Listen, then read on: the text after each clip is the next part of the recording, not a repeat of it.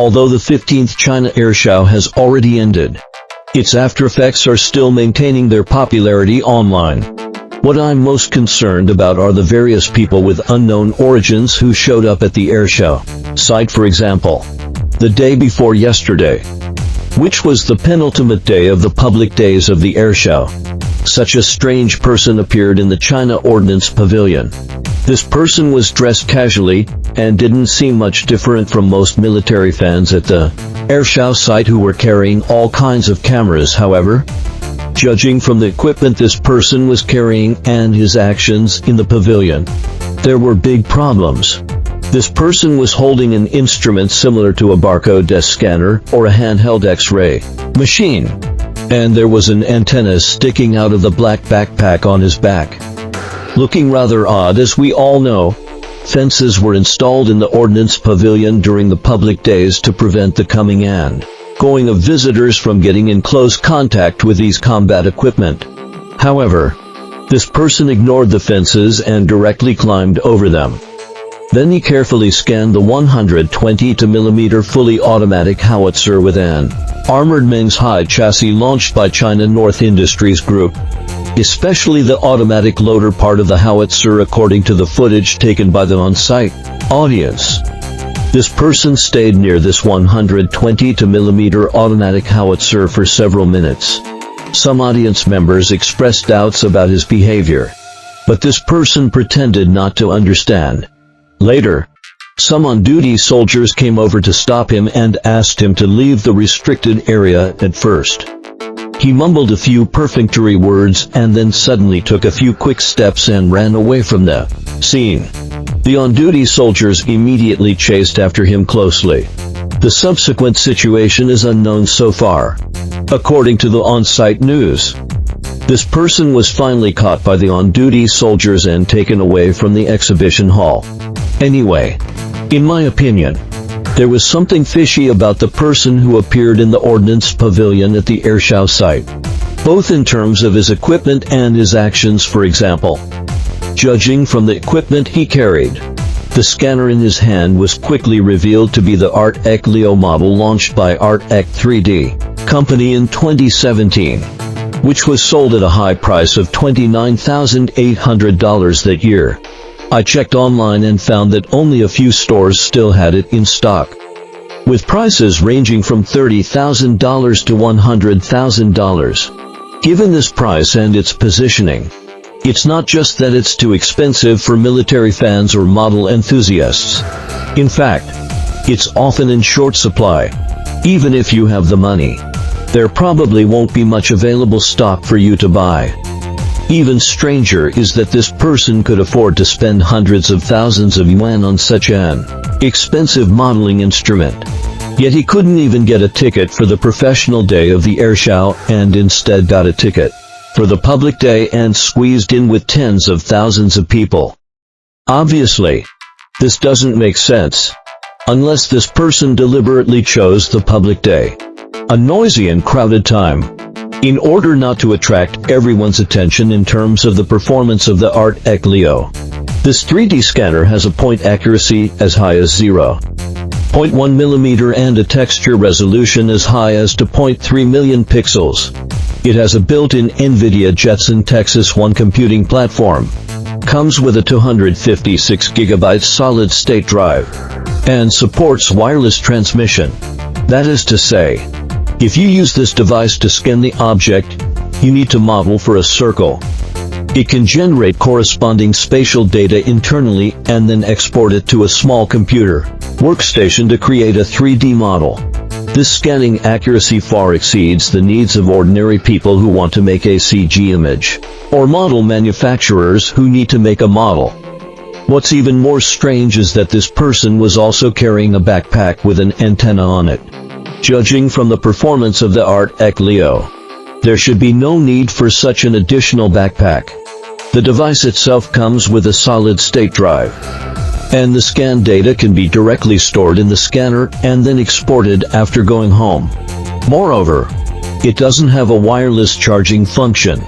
If you're worried about the battery running out, you can bring a backup power source instead of carrying the backpack on your back. Therefore, The only explanation for the backpack he was carrying with an antenna on it is that the data he scanned was not stored inside the scanner, but was transmitted via the wireless transmission function of the scanner to a repeater in his backpack, and then directly transmitted to other places through this antenna. This makes even less sense if you're a military fan and just want to take some pictures for yourself. It's okay even if you scan the equipment by hand. But what's the need for you to transmit the scan data out immediately, as if you're afraid that you won't be able to receive it? Therefore, the only explanation is that there was someone waiting nearby to meet this person and was specifically responsible for receiving the data he collected. Then, who is this person who was waiting to meet him, and what is the data being received used for? These are questions that need to be asked, although there have always been many people with ulterior motives inside and outside the pavilions at previous China Airshows. It's the first time I've seen someone like the one who appeared in the pavilion on November 16th, with such strange behavior, such peculiar attire, and so many inexplicable aspects in both equipment and behavior. This also serves as a wake-up call for the 16th China Airshow in 2026. However, it has also made everyone more interested in this 122mm automatic howitzer that was scanned repeatedly. Actually, I had already examined this 122mm automatic howitzer closely on the media day, without those spies getting their hands on it. Let's talk about the overall design and performance of this howitzer based on what can be disclosed in terms of the overall design of the gun. The 122mm automatic howitzer uses the third-generation Dongfeng men's high-armored chassis, which is the same as the chassis of the 122mm howitzers commonly equipped in our Army's light brigades. Meanwhile, the cab adopts a full protection design, capable of defending against light weapons, shell fragments, or the shrapnel from long-range rockets, demonstrating good survivability and personnel protection in the battlefield environment. For the artillery system, it uses a PL-96 Type 122mm howitzer, which is a standard one in our Army.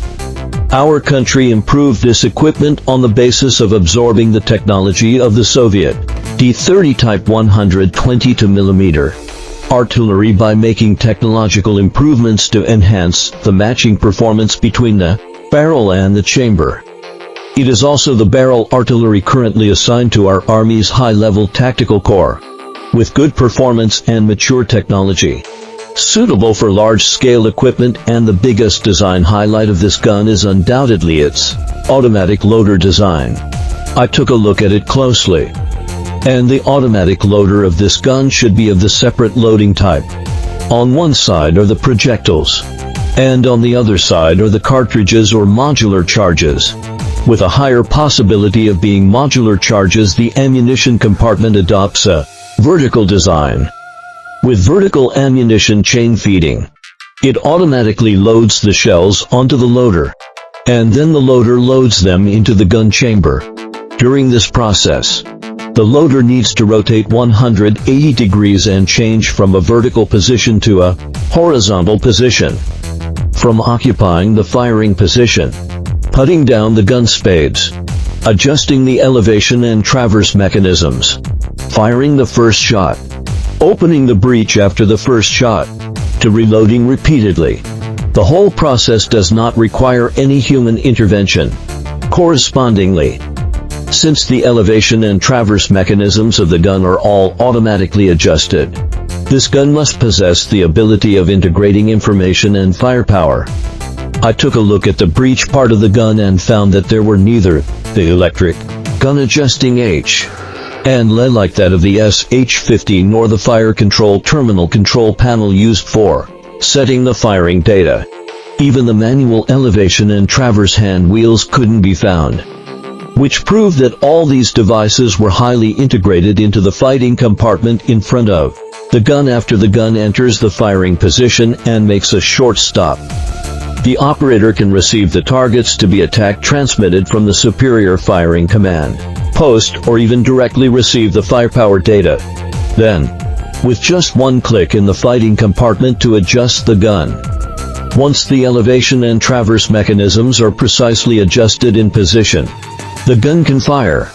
The advanced level of automation of this gun has directly led to a significant reduction in the original gun crew establishment in terms of the types of ammunition it is equipped with. This gun is equipped with commonly used 122mm high explosive fragmentation shells, illumination shells, smoke shells, and so on for 122mm howitzers. When using the high explosive fragmentation shells, the maximum range is more than 20 kilometers. The minimum range is more than 4 kilometers. The mass of the projectile is 21.76 kilograms, and it contains 3.52 kilograms of TNT explosive or PETN explosive inside. In addition, judging from the supporting ammunition announced at the exhibition site, China has also equipped the 122mm howitzer with a variety of special ammunition, such as the CSB-5 type composite extended range one-dimensional trajectory correction shell with a primary impact point correction ability, and the CSGPE-3 AB type 122mm satellite guided shell. The above ammunition has the precise guidance ability, a long striking distance, and its impact point accuracy is equivalent to that of the US M982X caliber precision strike shell, and its striking power is extremely powerful. Therefore, my evaluation of this 122mm automatic howitzer exhibited this time is that it is a kind of artillery combat equipment suitable for quick strikes and rapid withdrawals, which can greatly shorten the artillery firepower response time and is suitable for the sudden strike of the artillery's rapid response after fully absorbing the experience from the Russia-Ukraine conflict. This equipment will not only greatly improve the battlefield survivability of the artillery, giving the artillery more confidence in the face of long-range rocket launchers, tactical missiles, loitering munitions and other strike ammunitions, but also can enhance the firepower density and intensity of the artillery. When can China start using such excellent equipment?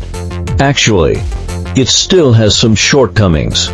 Some experts have pointed out that the biggest problem with this gun lies in its lack of the ability to shift to a lower gear. That's indeed the case. This gun is only equipped with an automatic loader and lacks the projectile and cartridge storage and transportation equipment like those on both sides of the PCL-171. Meanwhile, the breech part of the gun is quite high, and there isn't even enough space for a person to stand between the breech and the base. This means that once there is a problem with the gun's automatic loader, the gunner will have no way to operate it manually, and even won't be able to complete the tasks of loading projectiles and cartridges by manpower. Moreover, the number of the gun crew has been adjusted drastically, and the gun's service and maintenance will also undergo profound changes. For the Army, which has extremely high requirements for reliability, whether such big changes can be accepted remains a question mark for now. Therefore, it's no wonder that this oddly shaped automatic howitzer was first publicly shown not in domestic equipment reports, but at the China Airshow site. So, the best way out for this gun should be to sell it to friendly countries first to test the waters and then figure out how to be equipped domestically. However, as a highly automated gun, I'm still confident that it will be equipped domestically in the future. Let's wait and see.